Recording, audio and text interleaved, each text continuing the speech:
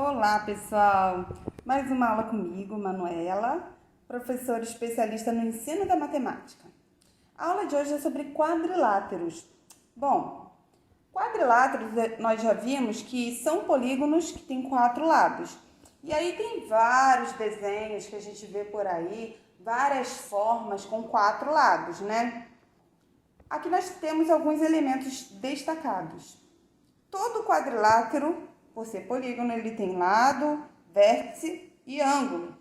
Lado, vamos relembrar, são esses segmentos de reta que formam um contorno da figura.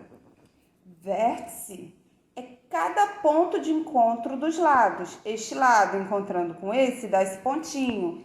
Aqui eu posso fazer outro vértice, outro ponto, que é o encontro deste lado com esse e por aí vai. E nós temos os ângulos. Olha aqui essa abertura aqui, este ângulo alfa. Eu chamei de alfa, mas poderia ter um número, outra letra, tá bom? É um ângulo interno. Os quadriláteros, eles também têm ângulos externos. Aqui eu destaquei esse ângulo externo, que ele é formado pelo prolongamento de um dos lados, e esse prolongamento, junto com o lado, forma um ângulo externo, essa abertura aqui.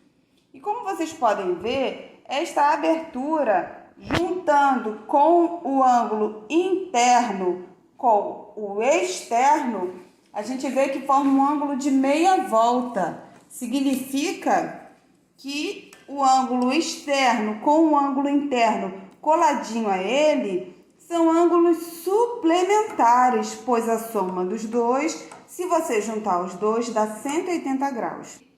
E nós temos ainda esses dois riscos laranjas aqui, esses traços laranjas, se encontrando aqui. Esses riscos daqui, que liga esse vértice a esse vértice e este aquele, são chamados de diagonais. Diagonais são segmentos de reta que unem vértices não adjacentes, que não são vizinhos. Agora nós vamos falar sobre alguns tipos de quadrilátero. O primeiro deles é o paralelogramo, que é essa figura que está aqui. Mas por que essa figura é chamada de paralelogramo? Paralelogramo é qualquer quadrilátero que tenha dois pares de lados paralelos. Nós temos esse lado paralelo a este e este lado paralelo a esse, ok? Questão de paralelismo nós já vimos, né, em aulas anteriores. E nós temos algumas consequências aqui pelo fato e observações para colocar sobre o paralelogramo. No paralelogramo, nós podemos ver que os ângulos opostos, os ângulos internos opostos, eles têm o mesmo tamanho, olha. E este ângulo, por ser oposto a esse, olha, tem o mesmo tamanho. Nós podemos ver também que os ângulos que não são opostos, eles são suplementares. Se eu recortasse esse ângulo, essa abertura aqui, ó, e colasse aqui fora, ia dar um ângulo de meia volta, se eu transportasse daqui para lá. Ou, se você somar esse valor a esse, vai dar 180 graus certinho. Outra observação importante é que as diagonais estão se encontrando exatamente, ó, no meio, no ponto médio delas, ok? Agora nós vamos falar do retângulo. Retângulo também é um paralelogramo, só que o retângulo é um paralelogramo em que os ângulos internos são todos retos. E nós temos algumas coisas importantes.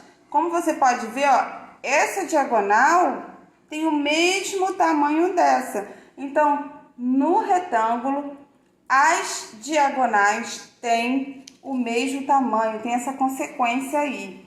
Agora nós vamos falar do losango. Gente, para ser um losango, ele tem que ser um paralelogramo que tem todos os lados com o mesmo tamanho. E tem uma consequência aqui que já está até destacada. Quando a gente faz as diagonais do losango, que estão aqui tracejadas, você pode ver que forma um ângulo reto. Ou seja, as diagonais de um losango, elas são perpendiculares, ok? Elas formam entre si um ângulo reto. Agora nós vamos falar do quadrado. O quadrado é todo paralelogramo que tem todos os ângulos internos retos, tal como o retângulo, e ele também tem que ter outra característica. Ele tem que ter, o quadrado, ele é todo paralelogramo que tem todos os ângulos internos retos, assim como o retângulo, e ele também tem que ter todos os lados com o mesmo tamanho, ok?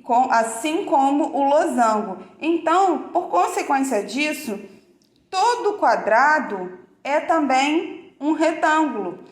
E todo quadrado também é um losango. Pelo fato de ser um retângulo, a gente vê que as diagonais têm o mesmo tamanho, pelo fato de ser um retângulo.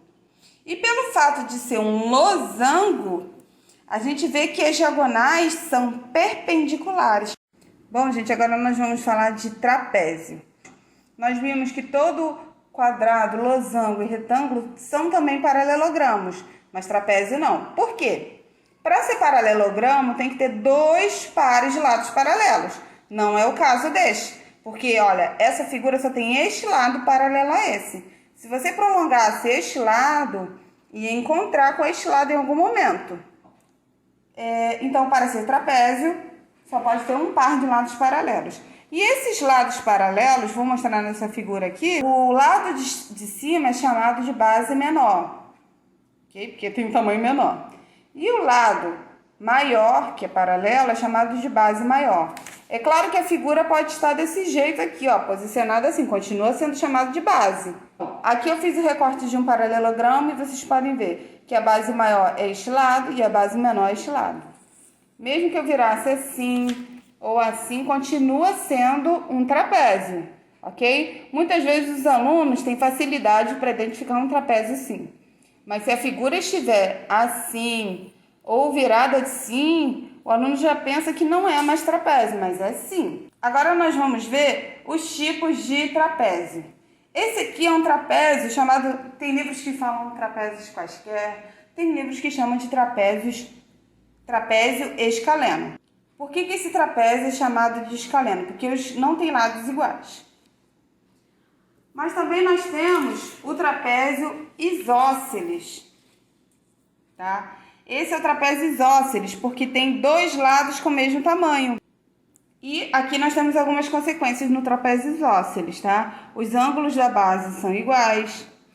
Os ângulos lá da base de cima também são iguais, ó. Ok? Se eu juntar os ângulos de bases diferentes, eles são suplementares. Outra coisa é que as diagonais, olha, têm o mesmo tamanho.